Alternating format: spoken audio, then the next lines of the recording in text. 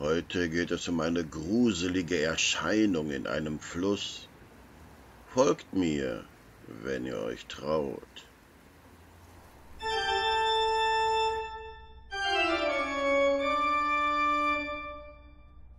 Willkommen, Freunde des Entsetzlichen. Euer Totengräber befindet sich hier bei Willigst, ein kleiner Ort, der heute Teil von Schwerte ist. Direkt neben der Stadt fließt die Ruhr durch die Wiesen und Felder, doch diese friedliche Idylle soll ein grausiges Geheimnis verbergen. Es heißt, gelegentlich könnte man in mondhellen Nächten hier in der Ruhr geisterhafte Leichenköpfe im Wasser treiben sehen. Was für eine Vorstellung. So ein Spuk deutet oft auf ein grausiges Ereignis in der Vergangenheit hin. Was war hier geschehen? Nun, die Erklärung ist simpel, der Hintergrund dazu etwas umfangreicher. Ich versuche es mal einfach zusammenzufassen. Im Jahre 1225 wurde der Erzbischof Engelbert von Köln ermordet. Der Mörder war sein Neffe Graf Friedrich von Isenberg. Nicht eigenhändig, aber der Mord wurde von ihm veranlasst. Deshalb wurde über ihn die Reichsacht erhängt.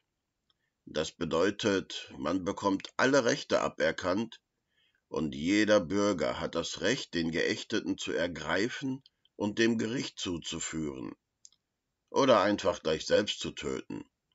Dies tat Graf Adolf III. Von Altena. Er ließ den Mörder in Köln hinrichten und übernahm dessen Ländereien und Besitztümer, wie es ihm zu der Zeit zustand. Das wiederum erzürnte Herzog Heinrich von Limburg.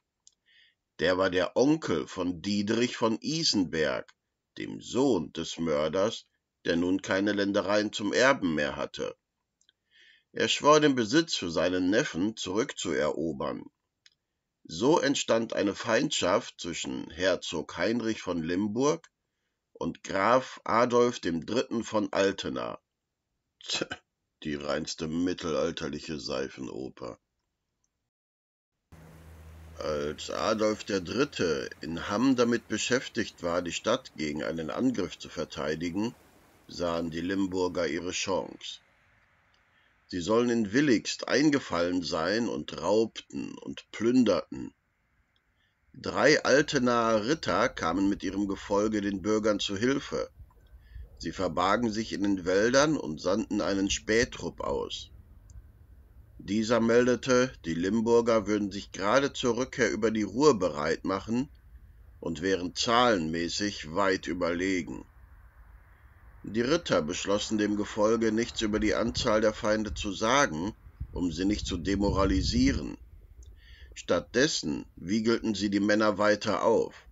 Sie wiesen auf den Feuerschein jenseits des Flusses hin und riefen den Männern zu: »Seht, sie verbrennen unser Dorf, das muss ihnen heimgezahlt werden.« Da es damals wenige Brücken gab, wurden Flüsse meist an seichten Stellen überquert. An so eine begaben sich die Ritter und warteten im Wasser auf die Limburger, die den Fluss dort überqueren mussten. Bald kamen diese auch schon herangeprescht. Sie fühlten sich überlegen und siegessicher, als sie sich auf die Ritter stürzten. Eine brutale Schlacht entbrannte im Fluss.